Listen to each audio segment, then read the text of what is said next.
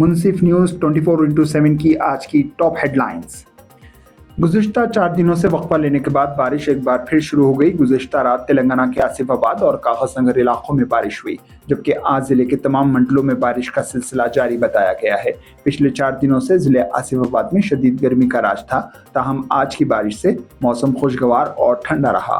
किसानों का कहना है कि कपास की फसल पर स्प्रे की गई दवाओं के लिए ये बारिश कुछ हद तक फायदेमंद साबित हो सकती है। महकमा मौसमियात के ओहदेदारों के मुताबिक जिले में कल तक बारिश जारी रहने के इम्कानात हैं।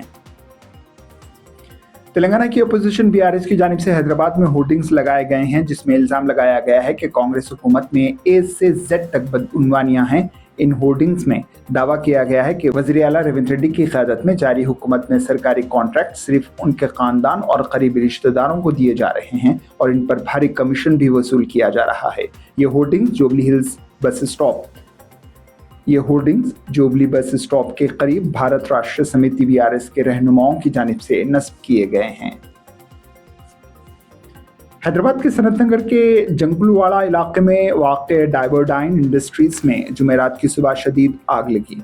ये वाक़या सुबह 3:30 पर पेश आया, जब फैक्ट्री में अचानक आग भड़क उठी और देखते ही देखते पूरी फैक्ट्री को आग ने अपनी लपेट में ले लिया। आग की शिद्दत इतनी ज़्यादा थी कि शोले आसमान को छूने लगे। इत्तला मिलते ही फायर ब्रिगेड की टीमें मौके पर पहुंच गईं। 6 फायर इंजनों और जदीद रोबो आलात की मदद से कई घंटों की जद्दोजहद के बाद आग पर काबू पाया जा सका। इराक के कच शहर में एक हाइपर मार्केट में भयानक आग लगने से कम 61 लोग हलाक हो गए, कई दूसरे लापता बताए गए हैं। इराक की वज़ारत दाखिला ने बताया है कि कई लाशें जलकर खाक हो गई। सिविल डिफेंस की टीमों ने 45 लोगों को बचाया। वज़ारत सेहत के एक ओहदेदार ने बताया है कि बाज़ लाशें नाकाबिल शिनाख्त हो चुकी हैं। सोशल मीडिया पर कई वीडियो सामने आए हैं जिसमें देखा जा सकता है कि 5 मंजिला इमारत शोलों में लिपटी हुई है और फायर फाइटर्स आग बुझाने की कोशिश कर रहे हैं। इसराइल ने गाजा में हमले जारी रखते हुए जुमेरात को कम से कम 25 फ़लस्तीनियों को शहीद कर दिया। इस दौरान एक कैथोलिक चर्च पर हमले में 2 बुजुर्ग हलाक हो गए, लेकिन इसराइल ने कहा है कि उसने किसी मजहबी मुकाम को निशाना नहीं बनाया। दूसरी तरफ एक तहकीकाती रिपोर्ट में कहा गया है कि इसराइली फौज ने होली फातिमा चर्च पर हमला किया, जिसमें 2 लोग हलाक हो गए। फ्रांस की जेल से 41 साल बाद लुबनान के कारकुन और इनकलाबी लीडर जॉर्ज अब्दुल्ला को रिहा किया जाएगा। वो लुबनान की मज़ाहमत की अलामत हैं। इन्होंने फ़लस्तीनी काज की पुरजोर तायद की थी। बताया गया है कि 25 जुलाई को उन्हें जेल से रिहा किया जाएगा।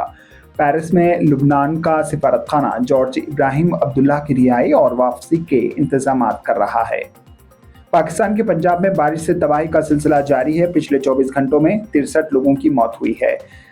चैकवाल और जहलम में फंसे हुए लोगों को बचाने के लिए ऑपरेशंस किए जा रहे हैं। रावलपिंडी में इमरजेंसी डिक्लेयर कर दी गई है। वज़ारत ख़ारजा ने दिल्ली में कहा है कि केरला की नर्स नमिशा प्रिया को अब तक यमन में फांसी देने का क़तई फैसला नहीं हुआ है और फिलहाल उनकी सजाए मौत पर अमल को रोक कर रखा गया है। हुकूमत ने कहा है कि वो नमिशा के घर वालों की हर मुमकिन मदद कर रही है। वज़ारत ख़ारजा के तर्जुमान रणधीर जायसवाल ने प्रेस ब्रीफिंग के दौरान कहा है कि हमने ख़ानदान की मदद के लिए कानूनी मदद दी है और वकील का तकर्रुर भी किया है।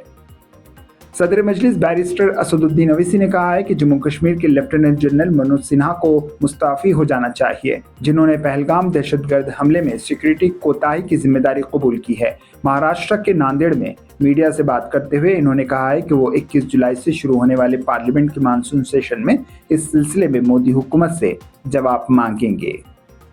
हरियाणा के रोहतक में 3.3 शिद्दत का एक ज़लज़ला आया। रात 12:46 पर ज़लज़ले का झटका महसूस किया गया। किसी नुकसान की खबर नहीं है।